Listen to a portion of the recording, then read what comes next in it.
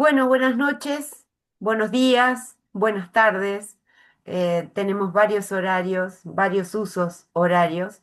Hoy estamos en el segundo encuentro del seminario coordinado por Eliana Barrios y del que van a participar colegas de Australia, aunque chilenos, de Argentina, y de tantos lugares que nos convocan en esta cátedra internacional de interculturalidad y pensamiento crítico.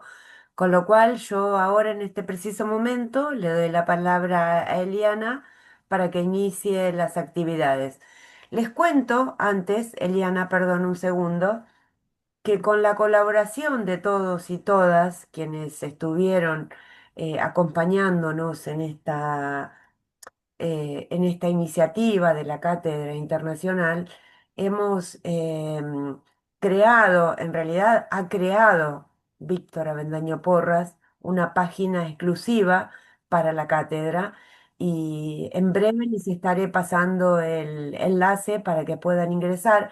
Estamos iniciando, nos falta mucho, pero tenemos varias otras actividades que habíamos hecho con anterioridad que de algún modo están incorporadas a esta nueva página web, tales como los libros que hemos publicado, los congresos que hemos realizado y ese tipo de actividades, ¿no? Bueno, sigue ingresando gente, se nota que hoy los olas han revolucionado el seminario. Bien. eh, Bueno, Eliana, es todo tuyo. Estamos ahí, si no me equivoco, ya estamos grabando, así que es tu momento. Dejo todo Per- en tus manos. Perfecto. Muchas gracias, Mónica. Buenas noches a todas, todos, todes. Eh, Voy a comenzar eh, pidiendo la palabra como este hermoso ritual que tuvimos la semana pasada. Eh, las diferentes culturas precolombinas tienen esta petición de palabras y encontré una mapuche. ¿Ya? La voy a leer primero en castellano y luego voy a hacer todo mi esfuerzo por leerla en mapuzungún, ¿ok? Es cortita, dice, hola hermanos, hola hermanas, estoy aquí con mi pensamiento, con nuestro pensamiento, estoy aquí con mi sueño, mi conocimiento, mi reflexión sobre la madre tierra. Saludo con afecto a los mayores, a los loncos, a las machis, a todas las personas. Estoy aquí para compartir mi pensamiento, mi palabra, mi confianza. Estoy aquí para aportar con mi conocimiento al buen vivir. Muchas gracias, hermanos, hermanas. Y ahora se lo voy a leer en Mapuzungun. Paciencia.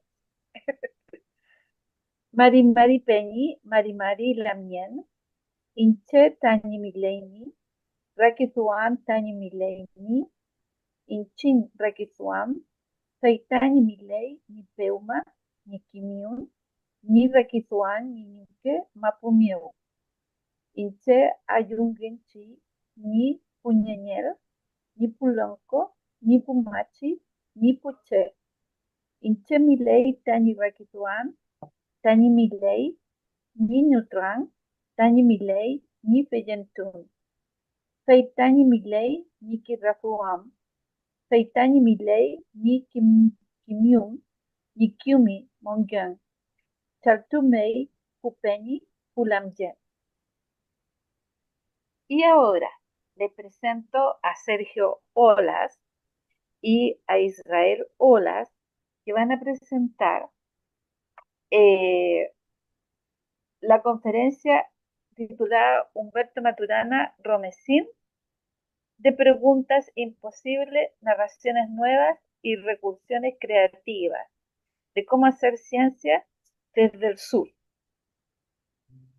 Sergio, Sergio Ola, lo quiero presentar a él, vive en Australia desde hace muchos años, es chileno, es porteño de Valparaíso y vive en Adelaide, Adelaide, voy a leer en castellano, Australia desde 1988.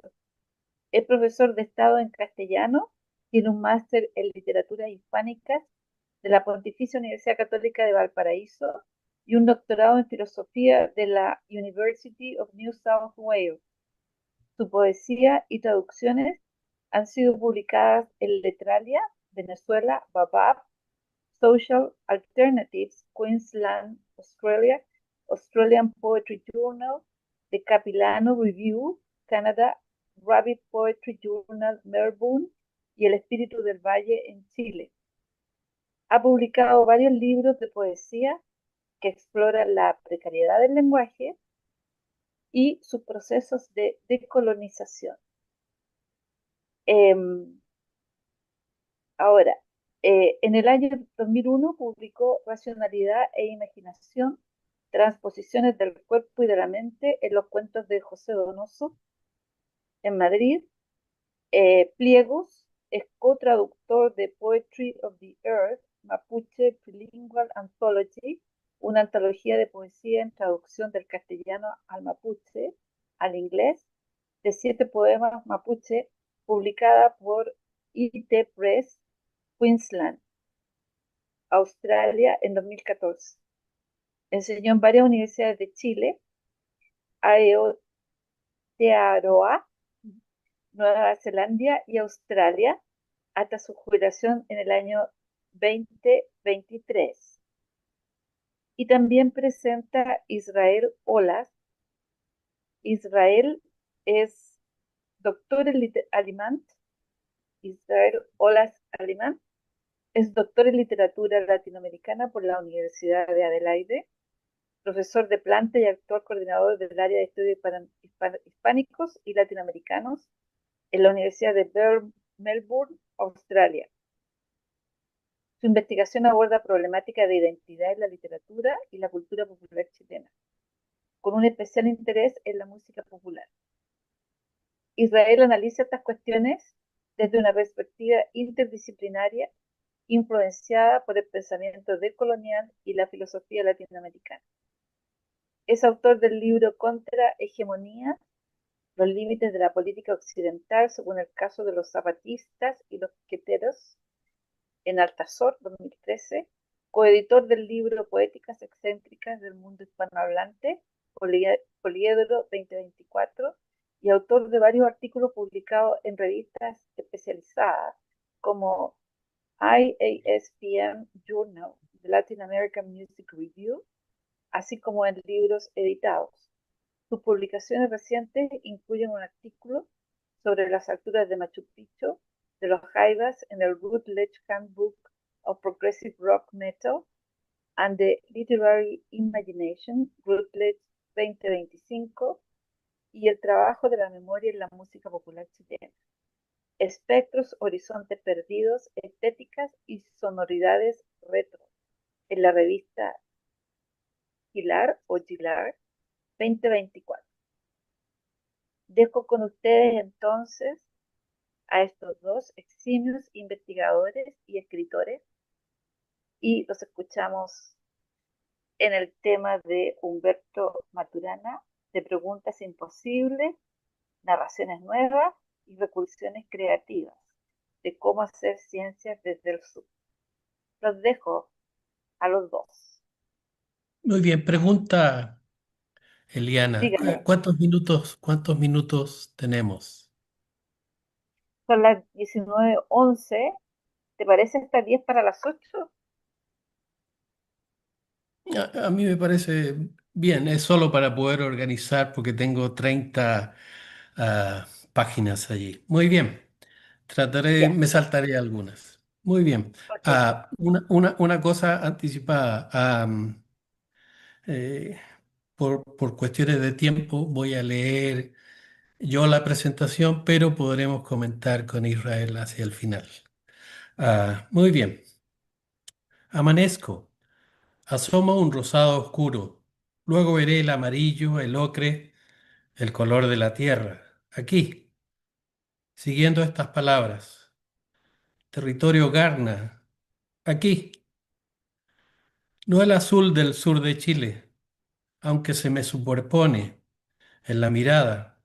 Aquí, aquí también es el sur, entre tejidos, los orígenes, el sol que vuelve, las imágenes del azul, el icura en mi memoria. Imágenes asoman en el horizonte de esta mirada. Las veo amanecer. Les pido permiso, capullos, les pido permiso. Voy a compartir entonces ah, eh,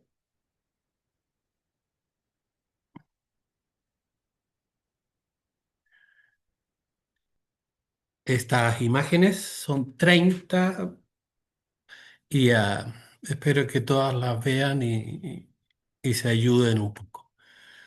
Muy bien.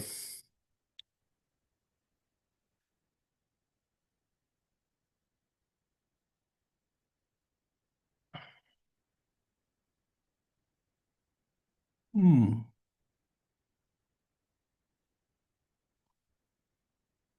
Para empezar, ah,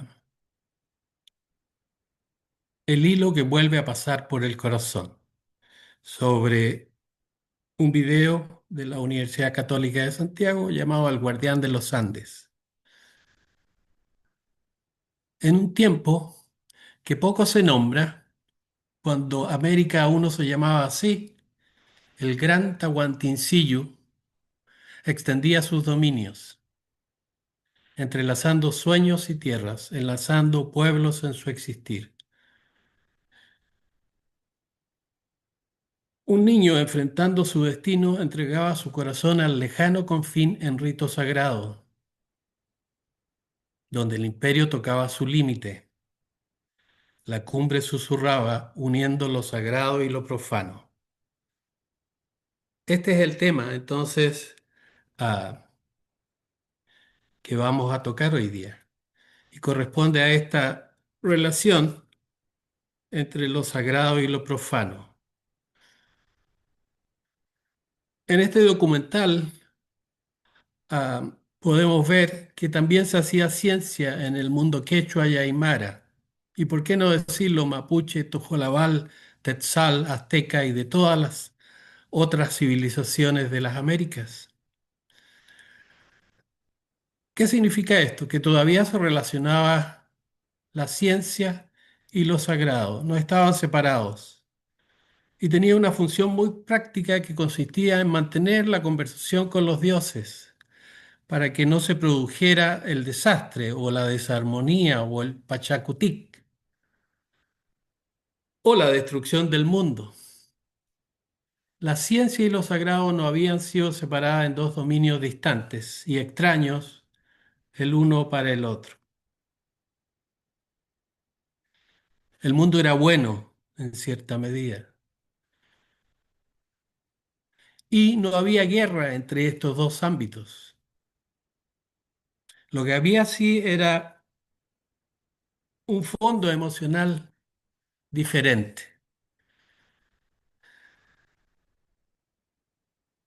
Por un lado teníamos la confianza y por el otro la desconfianza. Este cambio que se produce entre pasar de un mundo donde confiamos y hacemos rituales para sostener esta conversación con los dioses es quebrado cuando arriban, hace ya más o menos 500 años, unos extraños que llegaban de otro lado. Los conquistadores no vieron la armonía que existía en el mundo o en los mundos ancestrales. Y la ciencia en este mundo, en estos mundos, respondía a otra función, que era mantener la armonía interior, func- eh, eh, fundamentalmente, mantener la armonía interior. Y que hoy día podríamos decir que es una función ecosistémica. Entonces, pasamos a una ciencia que se comienza a construir y que ya tomó una forma definida más o menos en el siglo XVII. Son 200 años después de la llegada de los españoles, ya hay una nueva ciencia, una ciencia moderna que además tiene la característica de ser secular. Ramón Fogel dice que esta se vuelve una ciencia donde no hay límites. Y una ciencia donde no hay límites es una ciencia donde todo vale. Una ciencia donde todo vale es una ciencia cinética. Y una ciencia cinética es una ciencia destructiva de la vida. Si tomamos entonces en serio lo anterior, ¿qué es lo que cambia? Maturana va en algún momento a hacerse esta pregunta: ¿qué es ver? Porque su quehacer funciona fundamentalmente a través de preguntas que son imposibles de hacer en el periodo en que se están haciendo. Son preguntas que Krishnamurti, que Heinz von Foster van a decir que son indecibles o imposibles. Una de esas preguntas es: ¿qué es ver? ¿Y por qué era una pregunta imposible o indecible en su periodo? Simplemente porque se concebía la relación entre la rana, por ejemplo, y su cerebro como una relación que pasaba a través de un mundo externo objetivo y obligatorio. Es decir, había en esta historia un mundo externo y nuestros sensores, en este caso los ojos, nada más tenían que mirar para ver. Pero dice Maturana, y cito: si tomamos en serio nuestro modo de operar y explicar en cualquier ámbito del conocimiento, en cualquier ámbito de la manipulación, con las coherencias de ese explicar lo que encontramos, es que el árbol no le puede decir al ojo lo que es. Es decir, no hay un mundo objetivo. Sin embargo, dice Maturana, yo miro y digo que veo un árbol. El poder decir que veo un árbol tiene que ver con el presente histórico de transformación de coherencias estructurales entre los seres vivos y sus circunstancias. Es decir, en la relación de acoplamiento entre este ser vivo y su nicho y el contexto más amplio que es el medio o ecosistema generalizado del planeta y más. Entonces, todo tiene sentido por la coherencia histórica que existe entre los seres vivos y sus circunstancias. El sentido entonces emerge de esta experiencia cotidiana. Y segundo, nuestro ver es guiado por una explicación o por una narración que cuenta cuáles son estas coherencias estructurales, y esta narración tiene o no tiene sentido para nosotros mismos. Entonces, eso es una consecuencia fundamental en las propuestas de Humberto Maturana.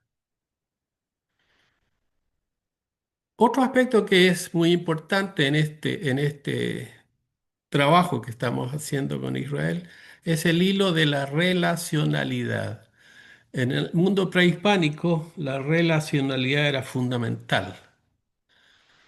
Maturana va a retomar esto haciendo una investigación de tipo biológica, ¿sí?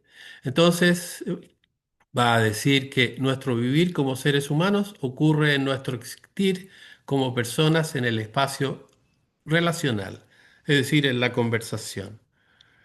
Sin esta relación de conversación, no hay posibilidad alguna de que el ser humano devenga ser humano. El vivir humano entonces ocurre en las relaciones, en el espacio de las relaciones, en los procesos relacionales.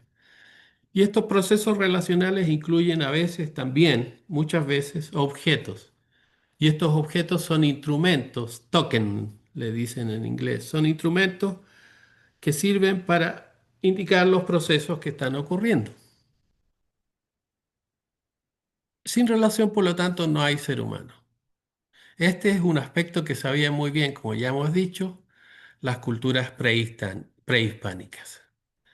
Ahora bien, este fluir de nuestro conversar no tiene el carácter concreto, dice Maturana, material del operar como seres vivos que ocurre en nuestro cuerpo.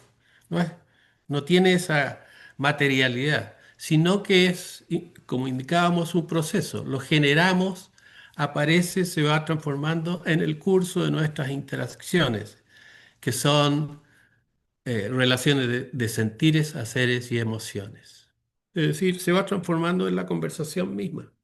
Es algo que emerge a la existencia entre los seres vivientes. Y es tan material como inmaterial. Entonces es bastante particular. Otro hilo que tocamos es el hilo de la vida cotidiana. Maturana especifica desde temprano que hacer ciencia en el sur implica estar inmerso en el vivir cotidiano. Hay un pensador argentino, Rodolfo Kusch, que también en el mismo periodo de tiempo y por diferentes y en diferentes ámbitos y por diferentes razones, también retoma esto de la experiencia cotidiana, del vivir cotidiano. Ah, en cambio, hoy la ciencia que practicamos no produce este retorno hacia la mirada de lo cotidiano. Está siempre aislada en un espacio, entre comillas, puro. Entonces, lo cotidiano vendría a ser aquello que estaba siempre o era considerado siempre como algo impuro, lleno de todo tipo de impedimentos. Y por lo tanto, la ciencia que llega a las Américas es una ciencia cuya función después va a emerger a partir de un afán de control de las imperfecciones del cuerpo, a partir de explicaciones que van a abstraer las especificaciones del día a día. Y le van a llamar de diferentes maneras, el espíritu, la lógica racional y hoy día la intensa matematización de todo lo que ellos llaman data. La ciencia actual, aún en muchos sentidos todavía decimonónica, toma forma en el coto de una caja negra que la protege de las distorsiones de la existencia cotidiana. El cuerpo, por lo tanto, que es otro hilo muy importante en el desarrollo de las propuestas que constituyen la historia que nos cuenta Maturana, es el hilo del cuerpo, que aparece en un principio en la ciencia secular como algo problemático, sucio. Y las explicaciones acerca del cuerpo están siempre abstrayendo aspectos y limpiándolo, digamos, sanitizándolo de alguna manera. Entonces hay toda una devaluación del cuerpo en el contexto de la modernidad cristiana, que se llama a sí misma secular y que tiene su comienzo por ahí, se configura ya de forma precisa a mediados del 1600. En las Américas hay otros antecedentes, otros hilos que tocan temas muy parecidos y relacionados con estos aspectos que trabaja Maturana, con estos hilos que trabaja Maturana. Y uno de ellos es Césaire, ah, en el área del Caribe.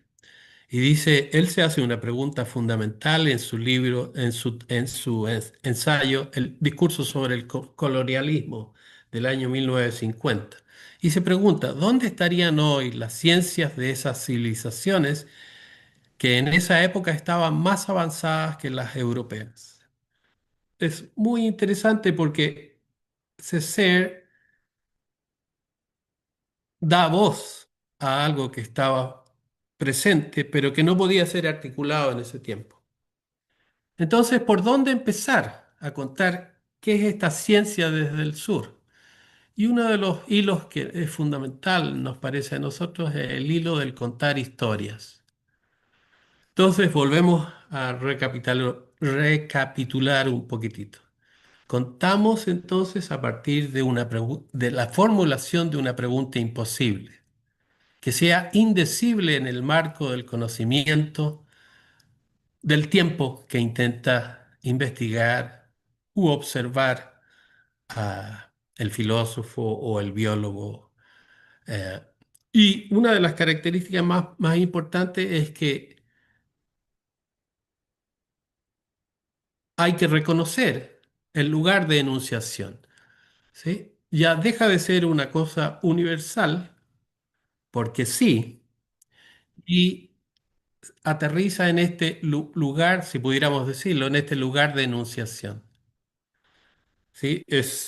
El punto de hablada es un lugar preciso y emerge desde una experiencia precisa, y fundamental. Por lo tanto, uno de los aspectos claves tiene que ver con el verbo crear. Cómo decir lo que quiero decir o lo que voy a decir o lo que emerge y en nuestro lenguaje sin ser creativos. Entonces el verbo crear es fundamental.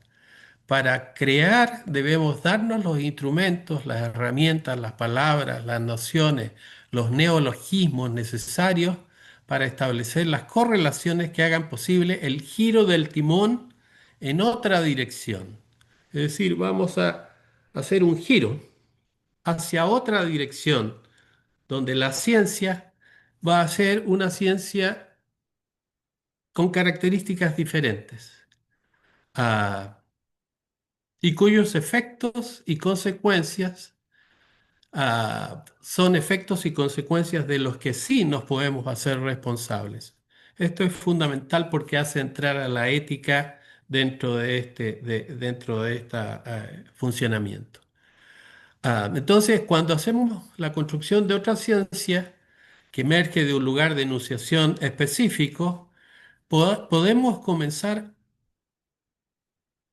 y observar qué es contar la experiencia de estar viviendo en el sur o de hacer ciencia a partir de la experiencia de vivir en el sur. Ah, y fundamentalmente, si volvemos un poco atrás con lo que hemos dicho, ah, el mundo prehispánico con el que se encuentran, o los mundos prehispánicos con los que se encuentran los españoles, es todavía, de muchas maneras y en muchas formas, un mundo donde está tejido, está anudado, está entrelazado lo que llamamos lo sagrado y la ciencia en lo cotidiano. El arriba, el que arriba desde afuera actuaba de acorde con otra emoción al hacer del indígena. Y esta otra emoción era la desconfianza y por ende la guerra de conquista. Enrique Dussel dice, llama a esto el ego conquiro. Hay más o menos ciento y tantos años en los que en las Américas, al comienzo, donde se constituye y consolida un ego conquiro. Pero este ego conquiro ya estaba en las Américas, en Europa en el proceso de eliminación, de expulsión de los musulmanes del territorio que la reina Isabel consideraba español. Entonces, el ego conquiro quizás tenga más de esos ciento y tantos años. Y sobre este ego conquiro se va a montar después, recursivamente, el desarrollo que hace Descartes sobre el yo pienso, luego existo. ¿Mm? Ah, y esto está relacionado con una cuestión fundamental que después va a volver a aparecer en otra recursión en los años 1960, 50, 60, a propósito de las dos guerras mundiales por las que pasaba Europa, y que tiene que ver con anticipar las decisiones que va a tomar el enemigo ah, para poder defendernos. Entonces, la desconfianza está en el trasfondo de las relaciones científicas y las ciencias se van a desarrollar fuertemente asociadas a esta desconfianza para el desarrollo fundamental de armas, que de alguna manera está sucediendo hoy día ante nuestros propios ojos en el Medio Oriente. Aquí hay que considerar un texto muy importante de Gallison, que que se llama, que tiene que ver con, con la cibernética del primer orden, que es una cibernética justamente articulada para poder anticipar al enemigo, para anticipar los pasos que va a dar el enemigo y sobrevivir. Recuerden, todo esto está inscrito dentro de esta misma cosa darwiniana de la supervivencia del más fuerte. Entonces, no es algo que se puede destejer fácilmente, está entretejido y es muy difícil ir encontrando los hilos. Pero se encuentran estos españoles a la llegada con los mestizajes. Empiezan todo tipo de mestizajes. Y había mestizajes. Recuerden que los incas, al incorporar a otras naciones, incorporaba todo el aparato no religioso, el aparato ceremonial de estas otras ah, naciones. Ah, y esto se va transformando repetitivamente a través de muchas recursiones en algo que nos va a constituir a nosotros como personas que nos autonombramos como mestizos. Ah, en nuestro vivir cotidiano estamos siempre relacionando o fagocitando hasta los argumentos más descabellados a veces, ¿sí? Ah, y eso no ocurre. No ocurre en el mundo anglosajón, donde blanco es blanco y negro es negro, donde no hay este mestizaje en ningún nivel. Por esta razón, Maturana, al observar esta base emocional, se propone contarnos esa otra historia, la de las bases emocionales desde la que emerge nuestro operar en el sur. Son bases emocionales muy diferentes en todas las culturas, pero hay un contraste fundamental que produce una hecatombe en las Américas hace más o menos 500 años. Como miramos hoy desde la mirada objetivante y obligatoria, todo lo que es objetivo de alguna manera indica obligación, miramos, vemos que la ciencia hegemónica, que es euro y anglocentrada, ah, no, ah, no permite estos mestizajes o estas combinaciones o estas superposiciones o estos, entre comillas, deformaciones. Por lo tanto, esto es fundamental y es una instancia muy difícil de cuestionar. Entonces, tenemos que, la respuesta fundamental de Humberto Maturana al proponernos una ciencia desde el sur es que hay que aprender de nuestros científicos, a escuchar para observar, guiados por sus historias, nuestras historias, y para comprender su necesidad de ser creativos en el lenguaje. Recuerden, el verbo crear es fundamental. Lo toca por un lado en el trópico, lo toca Fanon, quien llama a crear cambios fundamentales en el lenguaje de la psiquiatría de su tiempo, y se encuentra con el problema de tener que articular una historia que valga para poder especificar cuáles son las partes que funcionan y las que no funcionan en la psiquiatría de su tiempo. Y no funcionan específicamente en el en Centroamérica, ¿sí? En los trópicos. Entonces, hay todo un trabajo allí en esa área que desarrolla Fanon. Por otro lado, Kush lo hace en Argentina, en el ámbito de la filosofía y de la antropología. Y con gran claridad, Maturana lo hace en el ámbito de la biología, de las ciencias duras que se dicen, de la biología en específico, pero también incorpora elementos de la filosofía, etcétera, etcétera. Va combinando los diferentes discursos que no se combinan en el mundo dominante. Entonces, para ser creativos hay que trabajar con nociones que sean nuevas, conceptos que amplíen la inteligencia y, por supuesto, creando neologismos. El más famoso de todos es la autopoiesis. Ah, de otra manera es, eh, de alguna manera, somos incapaces de ver, somos ciegos. Por lo tanto, tenemos que aprender a través de estos mestizajes que nos constituyen en nuestra vida cotidiana a ver de esa otra manera. Y aquí citamos con Israel estas manos dibujándose de Escher. ¿Por qué lo citamos? Porque fundamentalmente es la autopoiesis, la mano que se dibuja a sí misma. Ah, y volveremos de otra manera sobre esto más adelante. Ah, ¿Qué sucede entonces con el hilo del lenguaje? ¿Cuál es el rol del lenguaje en este formular preguntas indecibles, difíciles de comprender para la época en que fueron formuladas? Dice Maturana, si uno atiende a lo humano cotidiano, caerá en la cuenta que lo humano se da en el lenguaje. Eso es algo bastante conocido hoy en día, que los seres humanos vivimos en el lenguaje.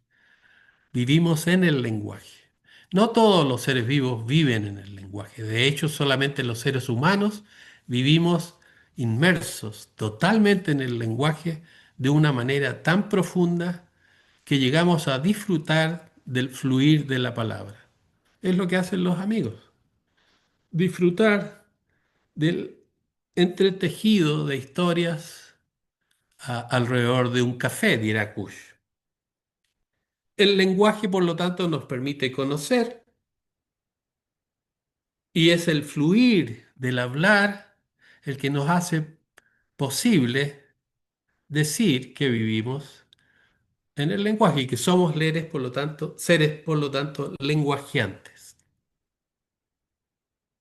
Entonces, otro de las palabras claves neologismos y verbalizaciones que hace Maturana es lenguajear.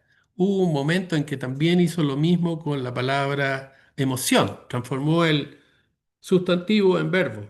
Emoción, emocionear. Hay un par de artículos donde utiliza esta palabra, este verbo, esta forma verbal, pero después no lo continúa.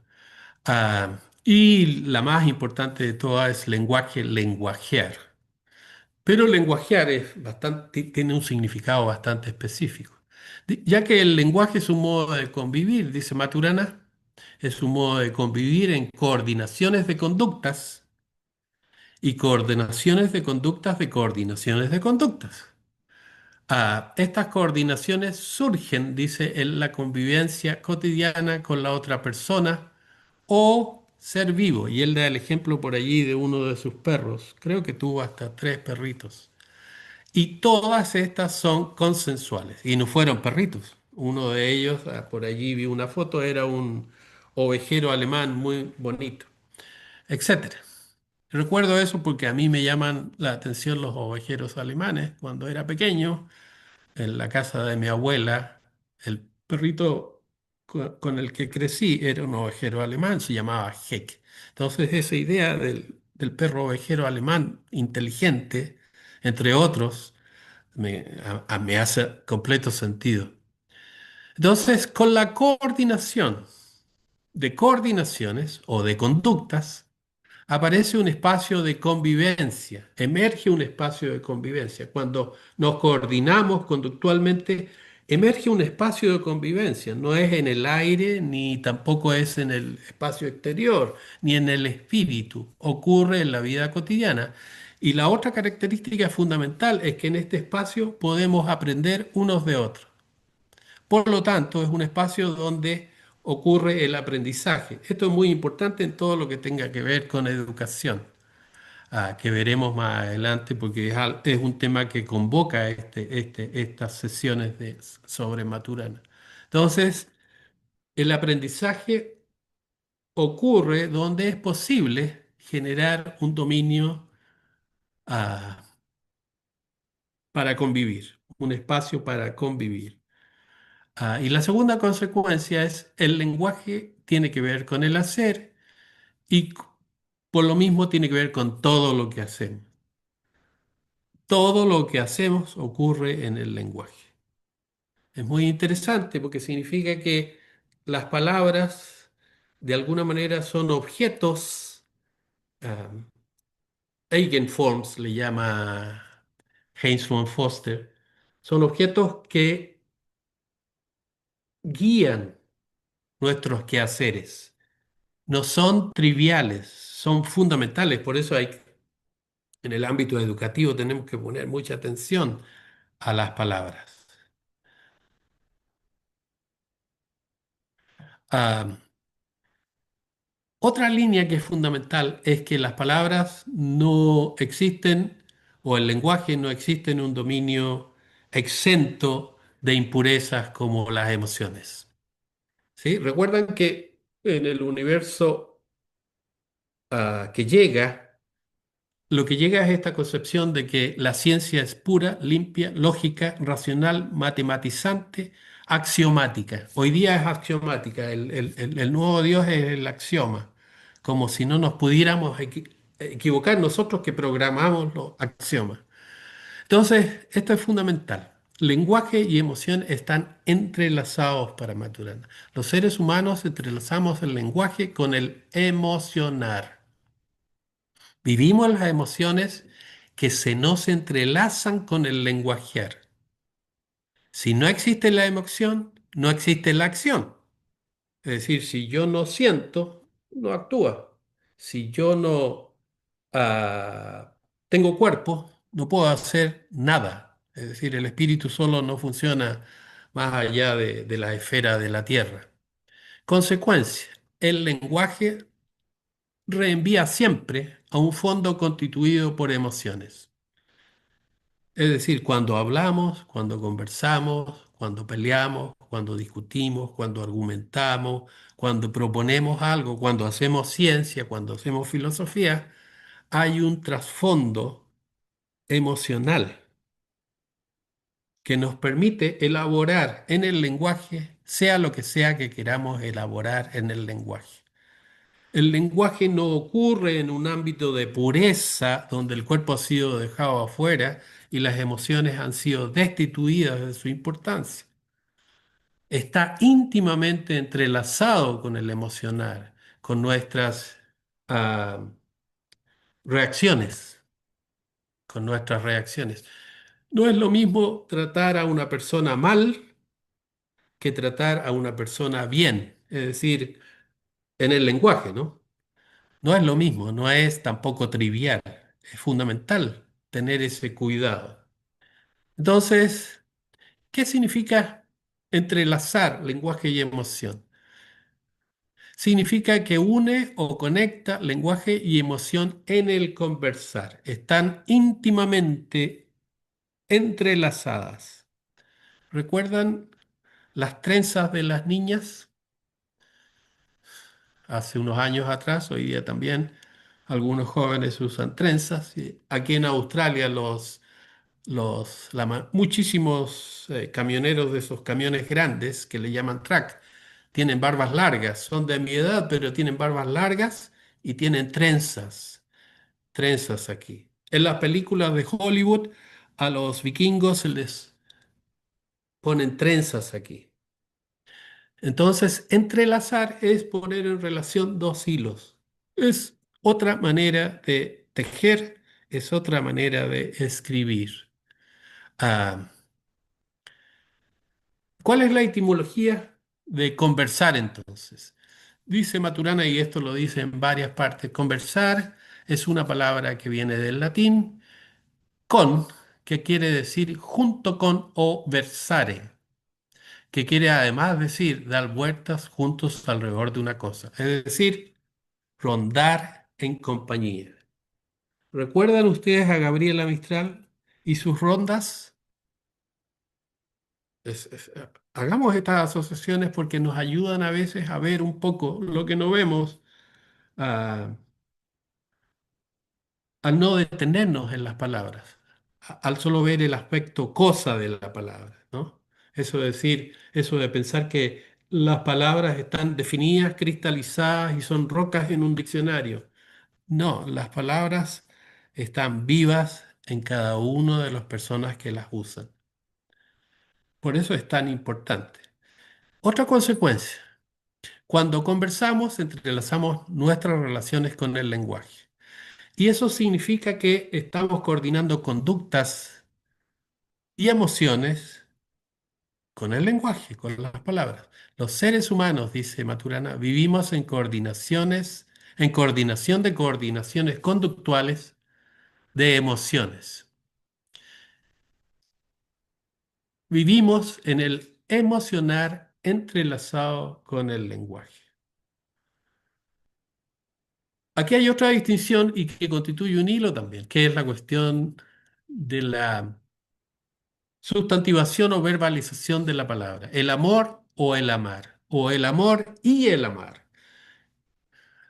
Si la emoción fundamental en la historia del ser humano es la del amor, ¿qué quiere decir con esto?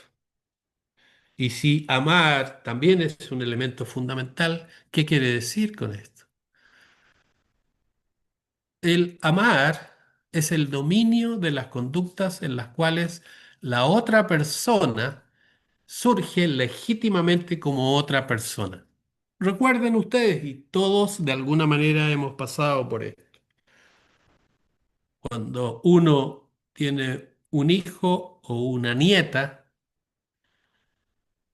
cuando uno tiene un hijo o una nieta, ¿cómo surge este hijo y esta nieta? ¿Surge solamente en el momento en que nace y lo vemos?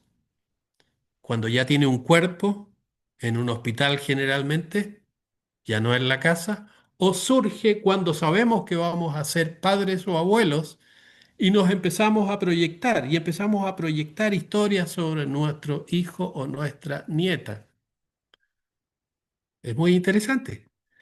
Empezamos a dar espacio en nosotros mismos a esta personita que va a nacer, mucho antes de que nazca, desde el momento mismo de la gestación. Entonces lo que hacemos es sentir esta emoción. El amar es la emoción sobre la que se funda todo lo social.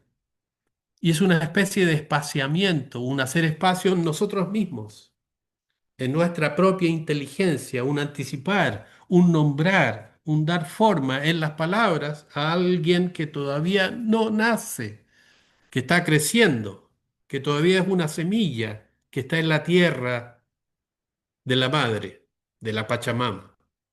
Entonces es muy importante considerar esto. Y por otro lado, amar nos hace plásticos, nos da plasticidad en cuanto se expande nuestra inteligencia conductual, se expande nuestra inteligencia conductual. Vamos haciendo espacio. Es justamente lo que no ocurre cuando hay guerra. Cuando hay guerra, el espacio se reduce, se achica, se jibariza. Vamos dejando afuera de nuestro espacio a los demás. Cuando hay amar, cuando hay amor, lo que hacemos es justamente dar espacio en nosotros mismos a que el otro emerja en la convivencia con nosotros mismos. Por lo tanto, se desarrolla una dependencia de esto, porque es gustoso estar sintiendo amor, es gustoso amar, es placentero.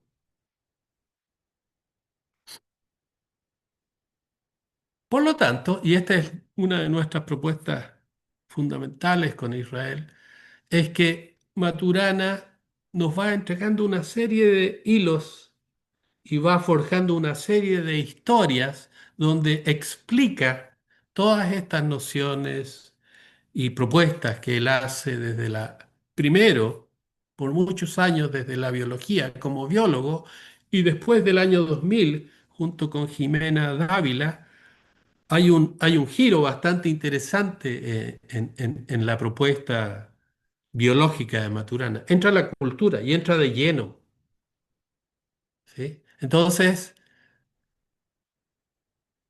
hay que ver que en este hilo de las historias que Maturana va entregándonos, es también, no, él también nos va entregando un viaje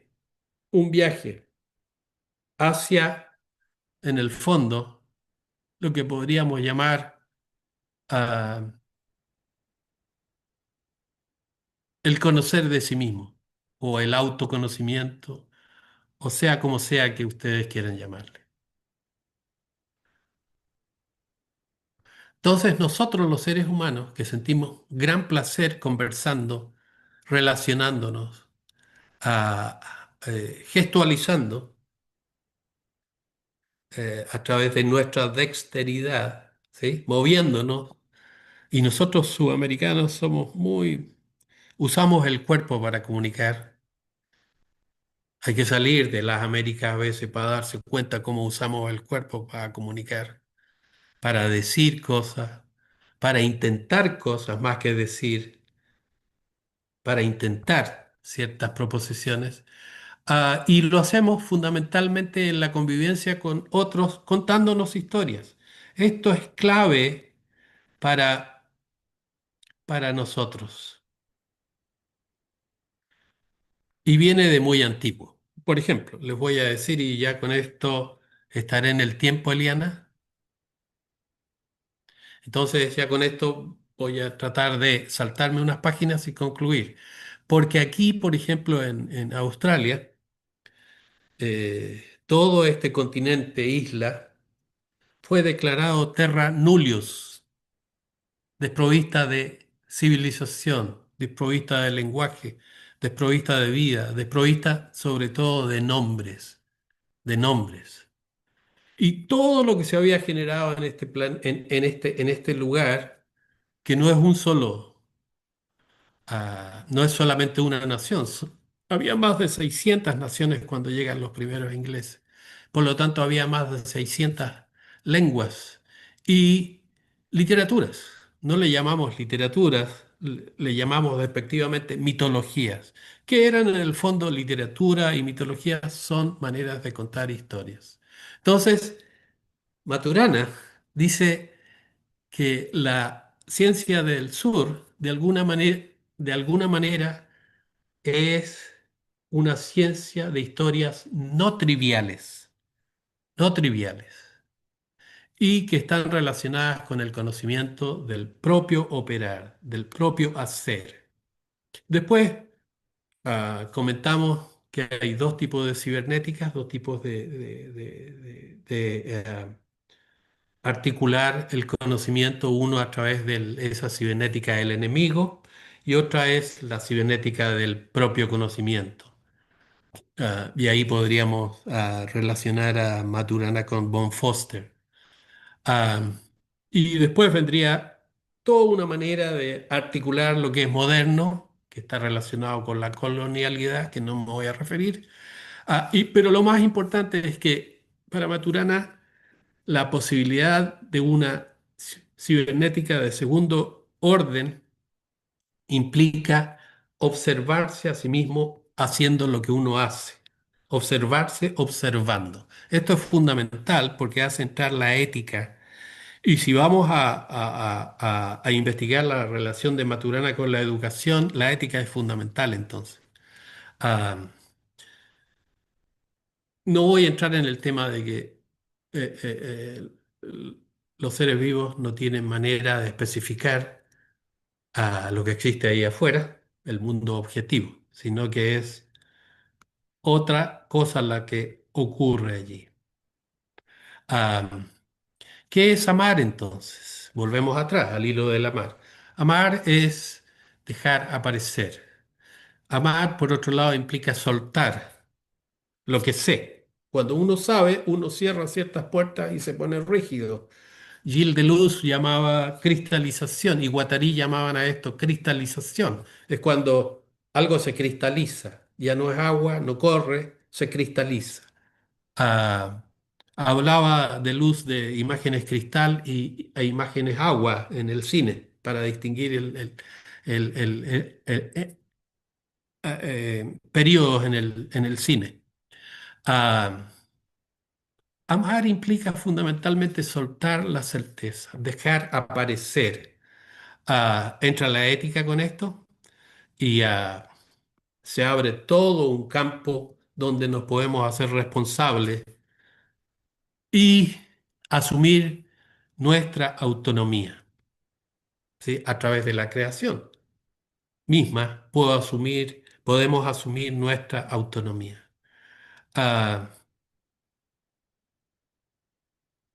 y finalmente, algo que es muy importante, las palabras ah, también pueden ser eh, consideradas como elementos de un proceso, el proceso de contar, de conversar, de negociar, etcétera, etcétera. Entonces, a través de las palabras vemos nuestro operar. Eso es lo más importante que nos parece a nosotros a esta búsqueda que hace Maturana de qué significa lenguaje, qué es lenguajear y por qué cuando estamos en estos ámbitos vemos que hacemos cosas con estas palabras. ¿Sí? Con el lenguaje podemos hacer cosas. La parte más evidente de este es la poesía. La poesía es donde, y Maturana fue también poeta. Hay textos, hay un par de poemas que han circulado por allí, donde, poemas de Maturana, donde él trabaja en el lenguaje poético, eh, su propio hacer en las palabras. Es muy interesante.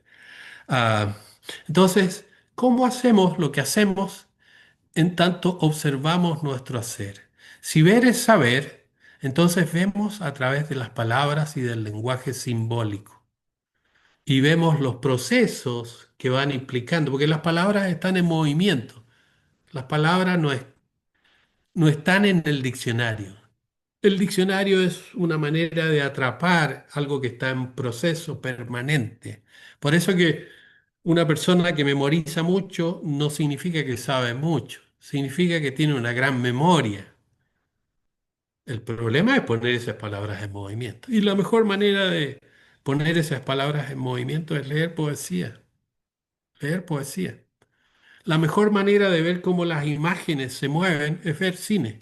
La mejor manera de escuchar a eh, los cambios auditivos es escuchar música, aprender los ritmos, los tiempos, etcétera, etcétera, es escuchar música. Sin estos ámbitos, por ejemplo, en el ámbito de la educación, sin estas posibilidades, el niño y la niña van a crecer con un mundo o en un mundo bastante limitado y pequeño. Entonces, ah, siempre tenemos que considerar que con las palabras hacemos cosas. Con las palabras hacemos cosas. Sirven para hacer cosas. Y en el caso de Maturana, hacer mundos. Tiene que ver con hacer mundos. Y en su último libro, el más importante de la segunda, después de los 2000, el sobre el árbol eh, del vivir, es es fundamental porque allí Maturana y Dávila están haciendo exactamente lo que dicen que van a hacer en su libro. Ah, y esto ya lo explicamos de alguna manera. Ah, entonces, si volvemos de alguna manera a lo que circula en nuestro ámbito de todos los días, todos conocemos los mitos griegos, conocemos algunos mitos de nuestro propio mundo, pero conocemos los mitos griegos. Uno de ellos es la historia de Ariadna. Entonces, esta parte la hemos nombrado otra vez, es el hilo que nos permite observar el tejido que construye el origen. ¿Sí? Sí, con Von Foster pensamos que hay que actuar siempre de acuerdo a multiplicar las opciones. ¿Qué es lo que vamos a elegir? En este punto en el que estamos, ¿qué es lo que vamos a elegir? Vamos a elegir nuevamente un mundo dominado por una cabeza abstracta, crematística, que busca enriquecerse, ¿sí? O vamos a elegir nuestro propio, nuestra propia historia, nuestra propia ciencia, hacer nuestra propia historia, hacer nuestra propia ciencia, consolidar esto que Maturana y tanto Maturana como Dávila llamaron el Homo sapiens amans amans, que sabe que ama, que sabe que el amar está en el fundamento del Homo sapiens, del hombre que sabe y de la mujer que sabe. Pero hoy día tenemos además, y estas son propuestas que ellos hicieron en otro libro suyo de Habitar Humano en 6 ensayos de biología cultural, en este momento no solo tenemos este linaje, sino que también están aquí mismo el linaje, tenemos encima el linaje del Homo sapiens amans arrogans y el Homo sapiens amans aggressans. Estos tres están allí entrelazándose, porque todos tienen el Homo sapiens amans, entrelazándose de maneras muy, digamos, hasta el momento caóticas. Entonces la respuesta es, la pregunta fundamental que tendríamos que hacer hoy día es, ¿qué elegiremos?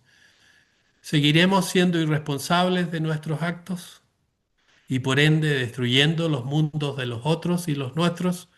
¿O elegiremos cuidar de la semilla, el amar que nos hace inteligentes, que sabe que crece en el regazo amable de la Pachamama? No en vano estamos en el sur. Una vez dijo Maturana en una entrevista, dijo lo siguiente: quisiera que todos nosotros fuésemos mapuche, gente de la tierra. La pregunta entonces consistente es, ¿qué elegiremos? ¿Elegiremos vivir en un basural? Sigamos entonces como estamos. ¿O vivir en el reino de Dios? Los orígenes no son triviales. Alejo Carpentier una vez nos contó una bella historia que se llamaba El viaje a la semilla. ¿Qué escucharemos?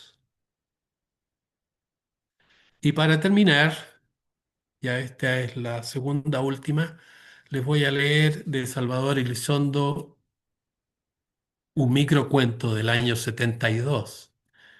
Escribo, escribo que escribo.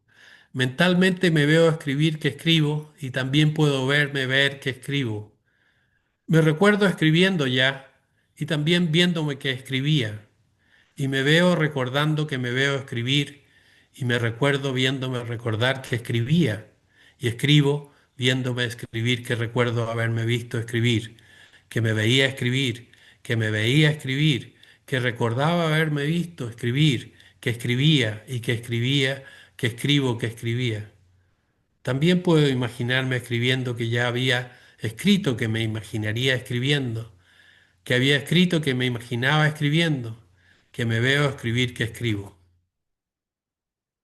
Y para finalmente terminar jugando con estas líneas sobre las que vamos a desarrollar con Israel esta conversación sobre una ciencia del sur,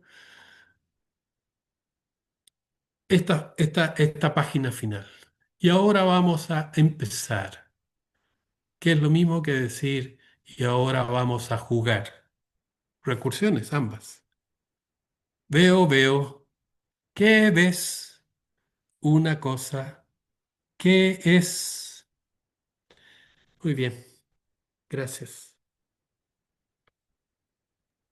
Muchas gracias a ti, Sergio, y bueno, a Israel por este trabajo. Primero que nada, luego de agradecerle a ustedes, quiero darle la bienvenida a Jimena Dávila, que formó junto a Humberto Maturana la- el Instituto Matrística. Y ella está aquí con nosotros hoy día. Escuchó eh, la, la exposición de ustedes.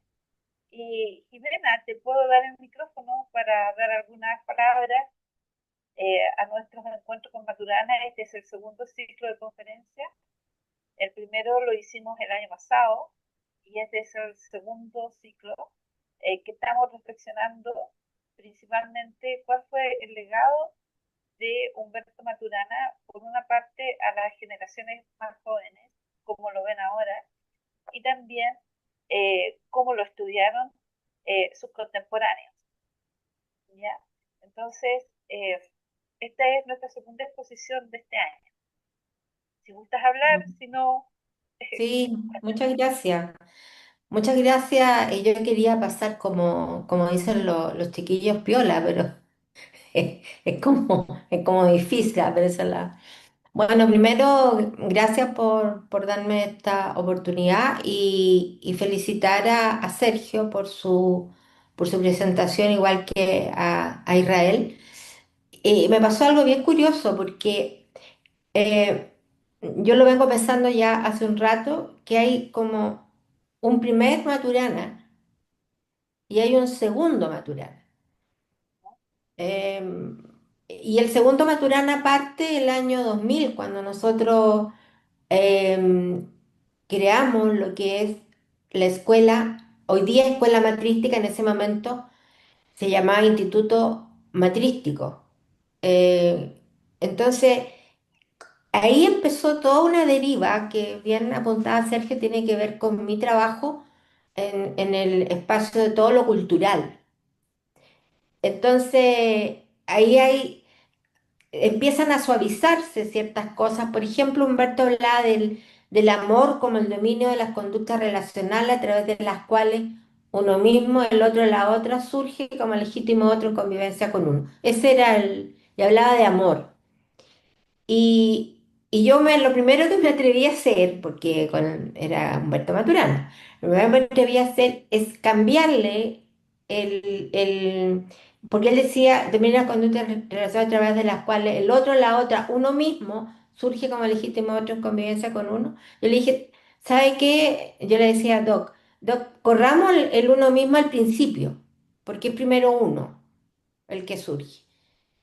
Y cuando me dio ese pase, fue así como, wow, o sea, y yo le mostré mi trabajo y mi trabajo tenía que ver con el dolor humano.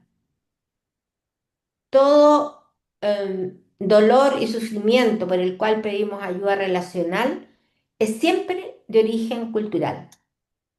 Y cuando hablamos de lo cultural, estamos hablando del mestizaje, estamos hablando de lo que traía Sergio acá, que tiene que ver con una cultura europea que se movía de una manera y acá el modo de moverse de los pueblos ancestrales era en coherencia con el mundo natural.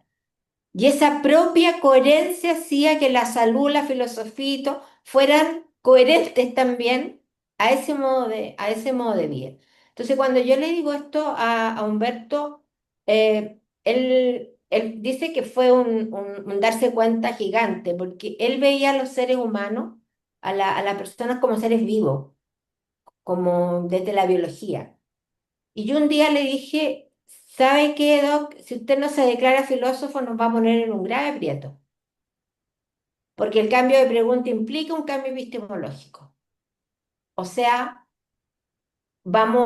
es un cambio de mirada, es un cambio de modo de pensar.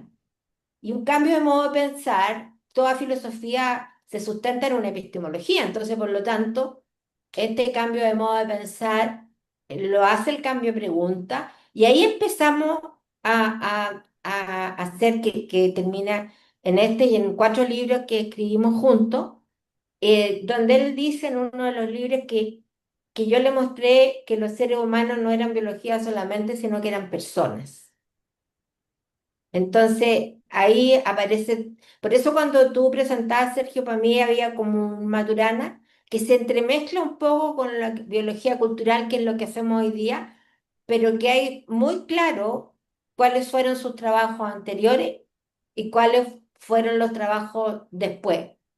Y una de las partes más importantes del trabajo, las emociones guían lo que hacemos, pero yo, dado lo que yo hacía, que hago, mis conversaciones liberadoras, yo le decía a Humberto, hay algo central en esto, que es darnos cuenta de que las emociones se montan sobre la configuración de sentires íntimos. Yo le puse así, o sea, lo que sentimos. Yo siento algo primero, yo no puedo ver el sentir de ustedes. Lo único que yo puedo ver es cómo se conducen. El sentir opera en nuestra fisiología. Y a eso yo le puse la configuración de sentir. Y para Humberto eso fue un giro, un giro en muchas cosas. Por eso nosotros hoy día hablamos de las relaciones sensoriales, operacionales, relacionales. No es solo lo relacional, sino que es lo sensorial y lo emocional lo que genera la recursividad, digamos, en las relaciones. Así que, bueno, hay tantas cosas que decir y tan desconocido que esta parte del segundo como Wittgenstein 1, Wittgenstein 2, aquí en esta segunda parte de Humberto y del trabajo que hicimos juntos, porque es tanto, es mundialmente conocido y todo, que a veces eso hace que se oculte lo que fueron prístinamente el último trabajo para Humberto, del que estaba muy contento. O sea, él estaba muy contento porque sintió que ese cambio de pregunta a la rana y todo esto en algún momento llegó a hacer sentido hoy día en cómo nos relacionamos las personas. Y eso es muy, muy potente. Así que hay muchas cosas que decir sí, porque cuando él se declara filósofo, a mí me dio mucha alegría, porque ahí fue posible que escribiéramos las leyes sistémicas. Y las leyes sistémicas aparecen en el hábitat humano, 6 ensayos en biología cultural, un libro.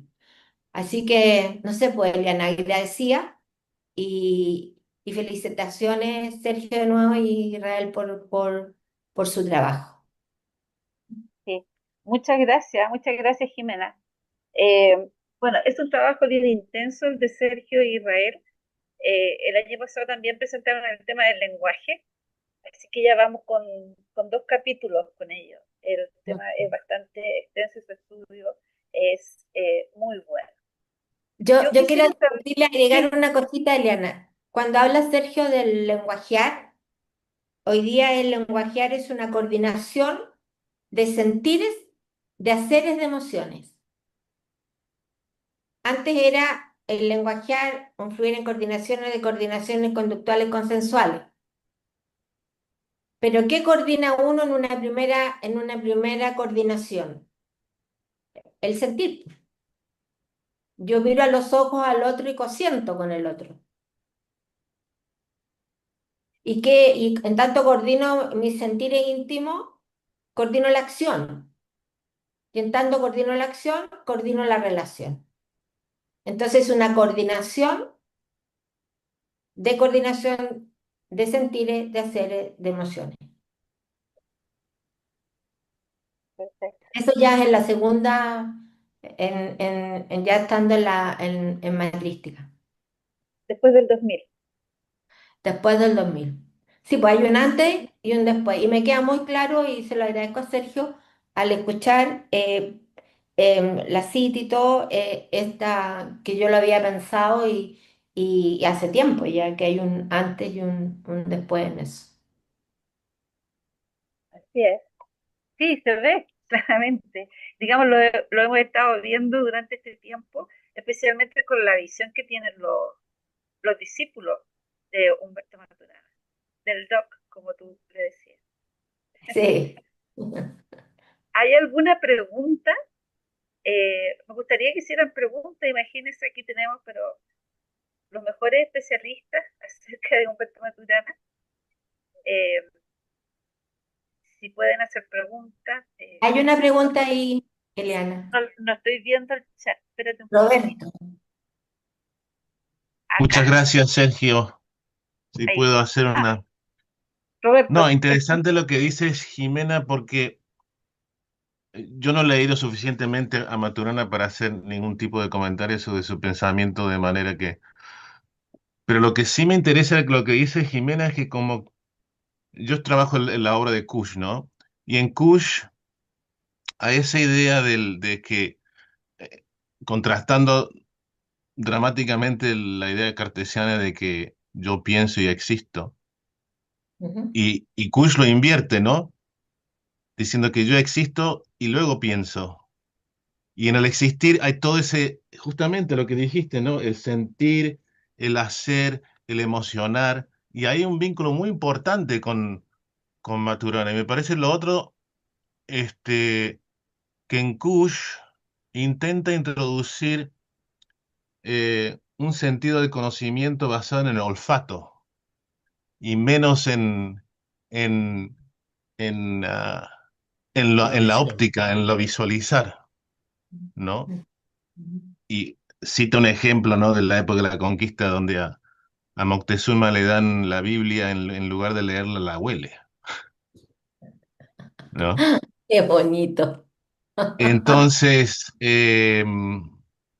quizás por ahí va yendo Maturana, quizás, no sé.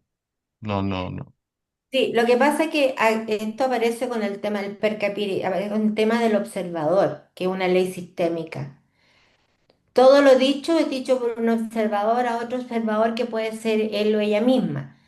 Operamos como observadores. Ahora, en mi trabajo, yo le propuse a Humberto no solo hablar del observador porque se entiende como de ver, de observar, de ver.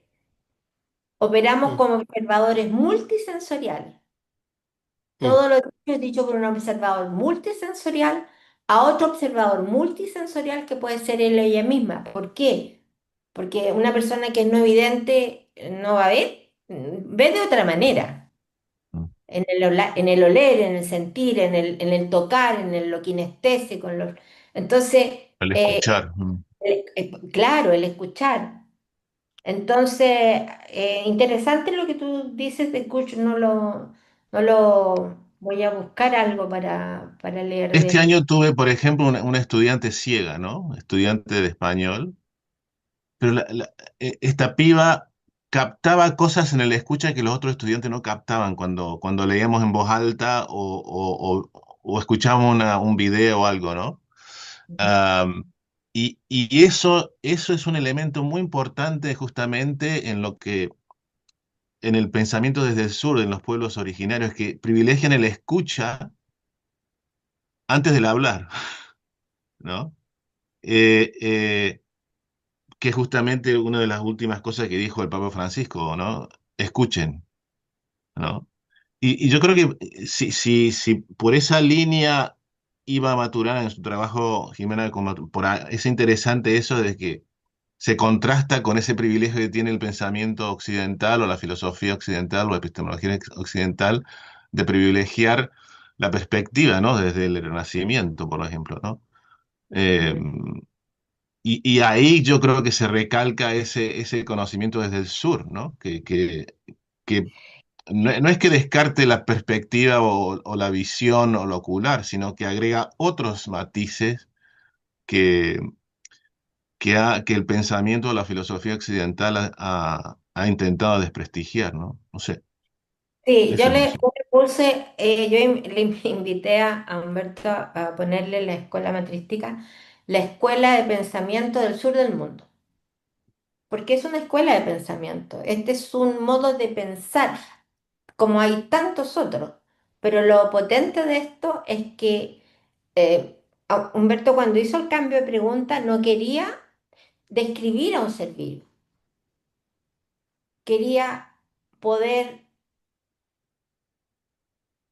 decir si pasa esto, esto y esto, tenemos un ser vivo. que es la autopoiesis molecular, que es la producción de nosotros mismos. Entonces, y autopoiesis molecular porque la autopoiesis no opera en sistemas sociales. La Ya. autopoiesis solo opera en espacios moleculares. Por eso es, al final también se le agregó a la autopoiesis lo molecular. Y como decía Roberto, o sea, una persona que no ve y se desarrolla sus otras sensibilidades, vamos a ponerlo en percepción en esos términos, es porque nosotros en la cultura que vivimos tenemos, eh, solo vemos, gustamos, sí, pero como que la kinestesia, por ejemplo, los sonidos, el darle importancia a eso, lo propio perceptivo, como que no tiene presencia. Imagínense los niños que están todo el día con el asunto este, o sea, como que esa es su relación e interacción con el mundo, cuando somos más que eso.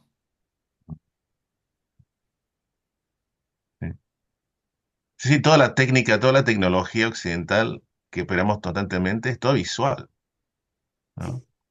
Y tiene que Y ser visual, porque el motor emocional debajo o el sustrato emocional es la desconfianza. Si tú no confías, tú vas a buscar canalizar a través de ciertos canales, llevar todo a través de ciertos canales. No puede ser, como decía el von Foster, multiplicar las opciones.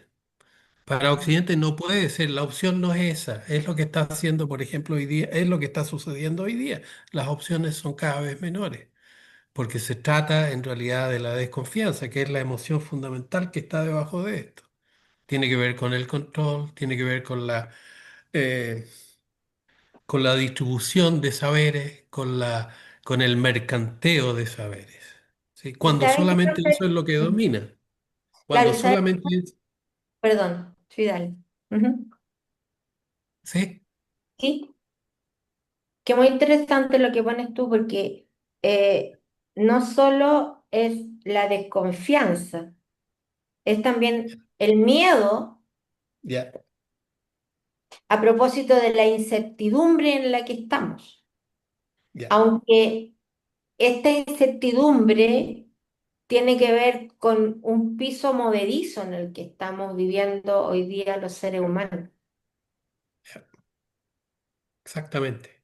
Claro. Y por eso es que es tan inmensamente importante el hacerse responsable de qué decisiones tomamos para que este piso eh, eh, eh, permanezca de alguna manera dentro de lo que podríamos llamar una cierta armonía. Porque en el momento en que el piso se desarmonice, tenemos la guerra total y estamos en esos niveles hoy día. Ah, tiene que ver con la ética, tiene que ver con hacerse, sobre todo con hacerse responsable, y tiene que ver con algo que nos han enseñado desde niño, como si fuera algo que se puede aplicar en cualquier dominio. Tiene que ver con la contradicción. A nosotros, toda mi generación, la generación que pasó por la universidad durante la dictadura, toda esa generación de alguna manera sufrió el impacto